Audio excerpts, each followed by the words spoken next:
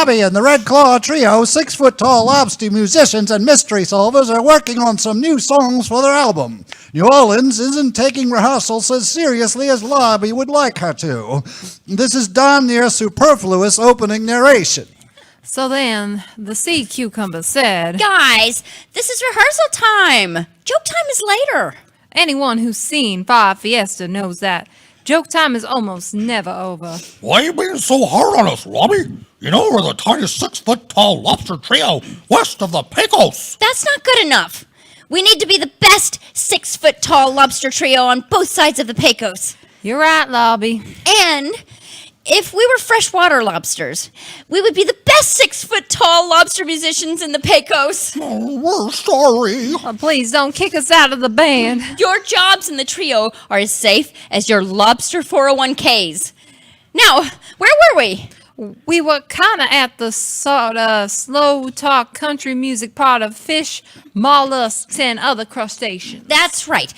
It was making me a little hungry. I'm just glad that songs about what lobsters eat have universal appeal. I'll do my slow country spoken part, and I'd like you to softly clap your claws together in the background. Then we'll switch off. Sounds good, Lobby. I like this. Sure, good enough. Well, we'll work on it for a couple of hours after rehearsal. Okay, any big fans of music about lobster food out there? Woo! Did I say you two could woo? Sorry. Sorry. Okay, well, I think music about lobster food gets a bad rap, you know. Why is it that when clay mollusks sing about algae, and it is art, and then when someone sings about a lobster, it's dumb, inherently? Take it away, New Orleans. I think some of the greatest songwriters of all time were lobster artists, Dolly. Hold on, New Orleans. I'm getting a call. My lobster intuition tells me that it's important. Take 5. We'll build that time back onto the end of the rehearsal. Everyone loves the wax museums. Everyone? Bold claim. Loves? That's an even bolder claim. Right, Felicity? Daddy, you know I only answer text. And everyone loves the suburbs. Everyone? Bold. We're not doing that again. Hey, nobody talks to my wife like that. Earl! Daddy! I'll start again. Everyone loves wax museums, and everyone loves the suburbs. Yes! What if there was one place where you could go to see suburban artifacts made completely out of wax? Well, may I ask a clarifying question about without being murdered? Do I look like a fortune teller? That thing that looks like it might be a crystal ball? It's my damn prostate. I should get that checked. Then, why don't you tell me and my recently fatherless daughter about your museum? Will you take me to the daddy-daughter dance? Wax Museum of the Suburbs. Not even the Wax Museum of the Suburbs? That's a glorious name. Wax Museum of the Suburbs. Almost 2 acres of mostly white, waxed suburban figures enjoying their lives in the suburbs. Like having car washes to support my drill team? Well, that's right. And complaining about the neighbor's unkept lawns. That's right. And? I'm only paying for 2 examples in this commercial. I'll group message all my friends about it. That's the spirit. Felicity, drag Daddy's corpse to the recycle bin. Wax Museum of the Suburbs. Almost 2 acres of wax fun. Hey, if I take your daughter to the daddy-daughter dance, can I sleep over? Oh, sure. Hello? Lobby, it's a Mr. Bomb Pop. Oh, guys, it's Mr. Bomb Pop. From Wax Museum of the Suburbs? The guy who murdered a father on his commercial right in front of his daughter? How can I help you, Mr. Bomb Pop? Oh, Mr. Bomb Pop is my murdered father. Call me Ronnie. Oh, well, how can I help you, Ronnie Bomb Bomb Pop. Just Ron. Never mind. Call me Mr. Bomb Paul. Okay. Please don't drive here and shoot me for that. How can I help you? Two things. What does he want, Lobby? 2 things. But I don't know what they are yet. Find out. Well, stop interrupting and I will. Oh, is that Renee in New Orleans in the background? Oh, he knows who we are. What are the 2 things, 2 things, Ron? Mr. Bomb Pop. Thing 1. It's the 3rd anniversary of Wax Museum of the Suburbs. Time sure flies. I'd like to book Lobby and the Red Claw Trio to play our regionally podcast. Ooh, podcast? Regionally podcast 3rd anniversary party. I'll pay $11,000 this weekend. We're in. We're in. Guys, he wants to pay us to do a concert. Enough to get those lobster-modified glasses I've been eyeing? Enough to get some more claw ink? I'm thinking about a sleeve. Yes, we're in. What's thing 2? That weird-looking red-headed thing from Cat in the Hat. In this context. Somebody has been stealing Bermuda shorts from Dad Body Alley.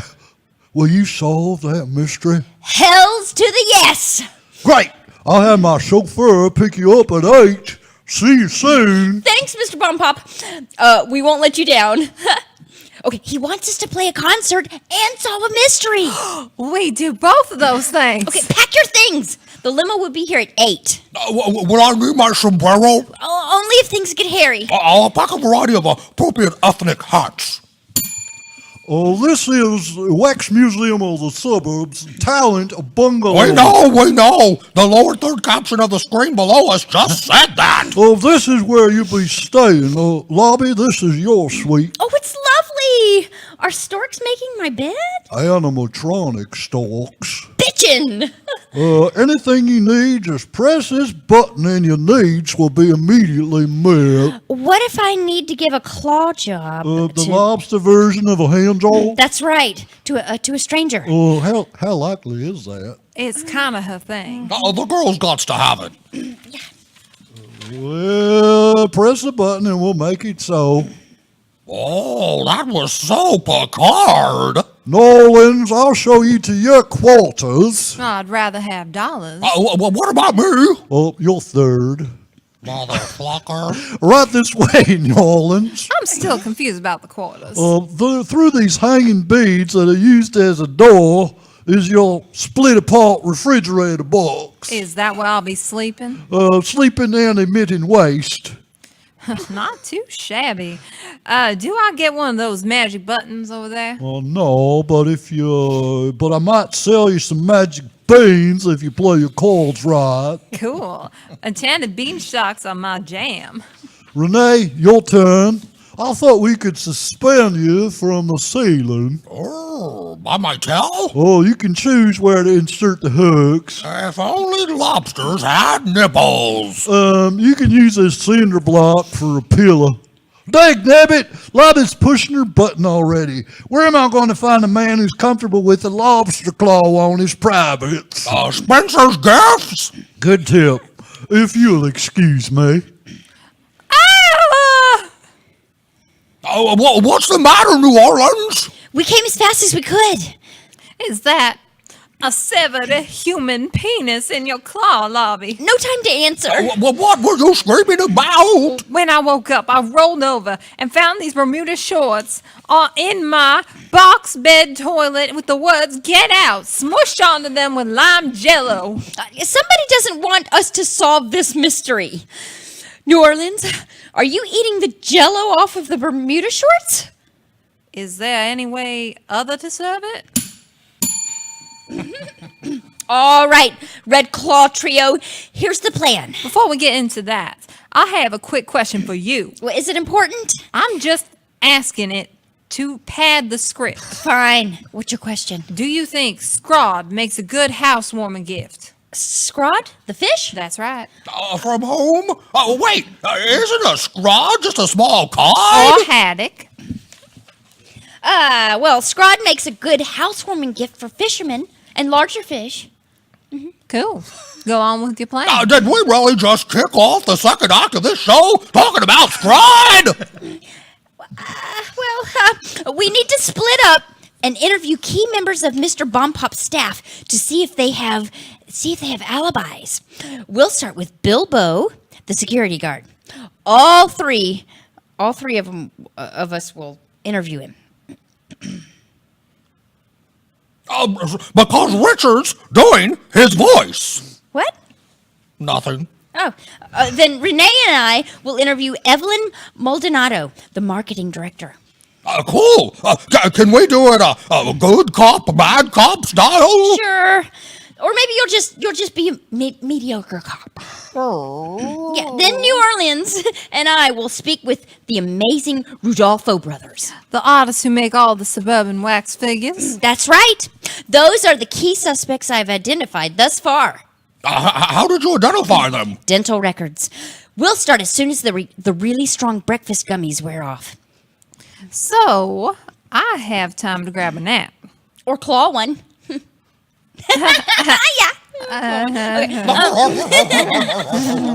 Those were some strong fucking gummies. Good morning, Bill. As head of security at Wax Museum of the Suburbs, we thought we should talk to you first. Hey, ain't you that 9-foot-tall brine shrimp quartet? We're 6 foot tall. We're lobsters. And there are only 3 of us. I thought you used to have a drummer named Gary. We did, but we needed the actor playing him to do your voice. Copacetic. So, what can I do you for? You can do me for $80. I'll take 60. That was my folksy way of asking, how can I help you? We'd like to ask you a few questions. I'm all ears. How do you walk? Have you noticed anything unusual Other than being questioned by 6-foot-tall lobsters? going on in the wax museums? Other than a huge museum devoted to suburban bullcrap? Yes. Is this about the Bermuda short thefts? What makes you think they were thefts? Good question, Renee. Thanks. As far as I know, Bermuda shorts don't just get up and walk away. True. Unless, Why did you pause? to build up the suspense. It works. Totally. Unless it was an inside job. We are inside. Yeah. He means that maybe somebody on Mr. Bompop's staff is responsible. Or somebody's. I find your folksy grammar irresistible. Pass. I ain't into mutant crustaceans. What makes you think it was an inside job? When I was sweeping up the gift shop, I found this flyer. Let me see that. It's a very visual appealing for colored print flyers. Coming soon, Bermuda Shorts Roadshow, featuring Bermuda Shorts on exquisitely crafted wax dogs. And it's smudged with wax dripping. Let me see that. Achoo! Thank you. Way to destroy the evidence. Thank you. You were being facetious. This interview is over. Yeah, I didn't even know lobsters had snot. Hello, Evelyn. We'd like to ask you a few questions. Do I need to have my attorney present? Kidding. Do I? These are just friendly questions. That's hard for me to tell. I'm no expert in reading 6-foot-tall lobster expressions. Well, when lobsters smile, they flare their pincers wildly. Good note. Why so defensive? That goes with the territory of being the head of a marketing for a wax museum. Oh, speaking of going with territories. Your segues are abysmal. I could design a 4-color flyer that could help you with that. No time for that now. But if there was time, what would something like that cost? Just a ballpark figure. You couldn't afford me. Though I am having serious money problems and am quite desperate. We'd like to ask you if you know anything about... The missing Bermuda shorts? No. Why would I know anything about that? Why would Bruce Ruffalo know anything about that either?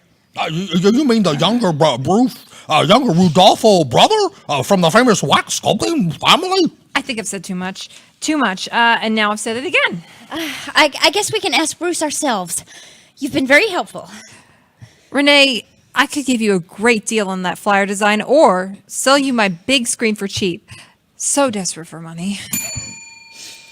New Orleans, I'm going to rely on you to ask the tough questions as we interview the amazing Rudolfo brothers. Why, Lobby? Why would you want me to do that? Well, I get a little starstruck around the wax sculptors. That may be your most freakish quality I've ever heard. This is not the time for listing my freakish qualities. I'll pencil in time for around dusk. Well, we have a mystery to solve. Hello, Bruce. Greetings. See, wax sculptors say things like greetings. Lobby. Sorry. Hello, Prevailer.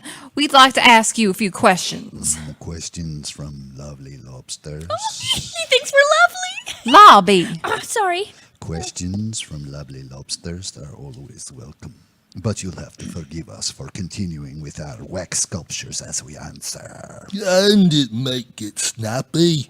We have an installing above ground pool exhibition opening in 2 days. Would you like to be my guest, Lobby? Awkward. Rodolfo Brothers, are you aware of the strange goings-on in the Bermuda Shorts expedition? Oh, what are you accusing me of? I'm not a co-conspirator with anyone in marketing. My massive gambling debts are totally under control. You'll have to forgive my brother. He's prone to blurting.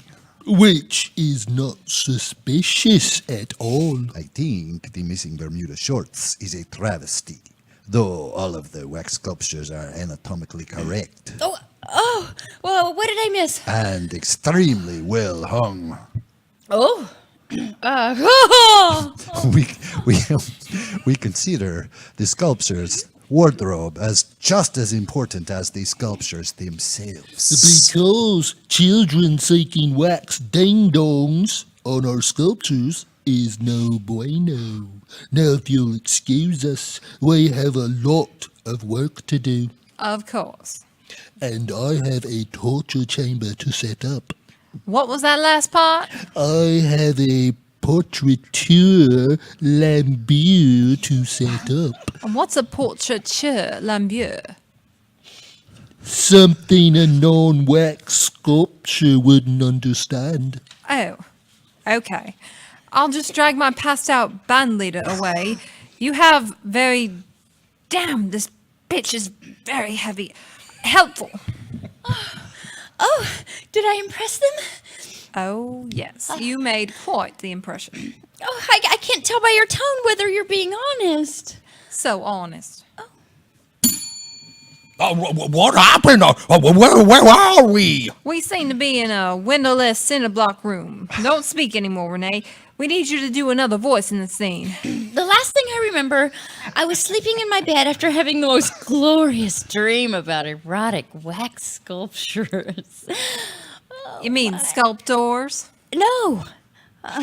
You're probably wondering what's going on. No. Not really. We're going to play a little game, a game that could lead to your freedom. I don't want to. But I devised an elaborate set of gears and weapons that get more and more treacherous if you get my riddles wrong. We don't really like riddles. But we love knock-knock jokes. Knock, knock. You're supposed to say who's there.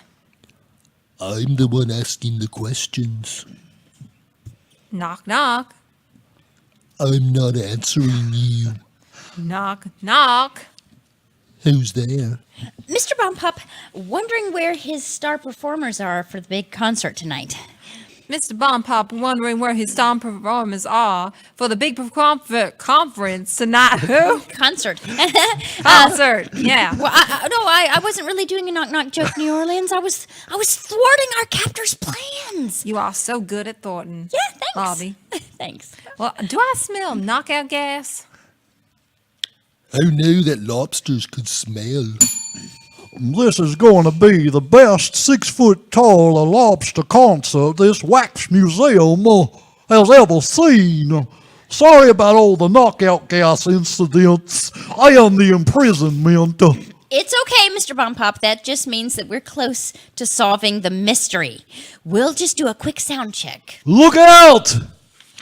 Oh, those sandbags came dangerously close to cracking open our shells. Look, Lobby, there's something in them.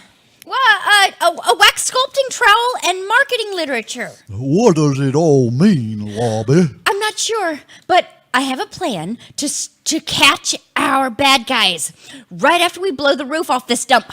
I wish you wouldn't. Roofs are expensive. Lobsters? Let's jam. Fire. I'm not sure how staging a phony staff-only pie-eating contest is going to catch the Bermuda Schultz thieves, but I fully support it. Evelyn, the head of marketing, and Bruce Rodolfo said they were really hungry because of the massive financial problems, so they volunteered to go first.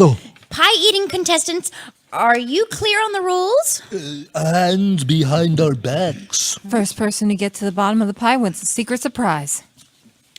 I hope it's a Hummer. I hope it's a gilded topiary. Topiary? Topiary. On the count of 3. 1, 2, 3. Wow, these two can really put away the pie.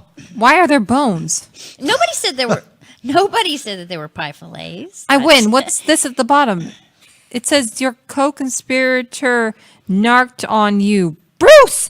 How could you do this? Mine says the same thing. Oh, wait a minute. How did they catch us? Our plan was perfect. Those Bermuda shorts were going to be the cornerstone of our new, much taller wax museum. Oh, but a taller wax museum would have put me out of business. And we would have gotten away with it, too. If it wasn't for that crustacean trio. Well, how did you know it was them? Eventually, I was going to pair up every single member of your staff and stage multiple fake pie-eating contests. Just got kind of lucky. I'm calling the cops. How about you let us deal with them, Mr. Bompop? Dunsies. Well, that's right. Act 2 ended with the word Dunsies.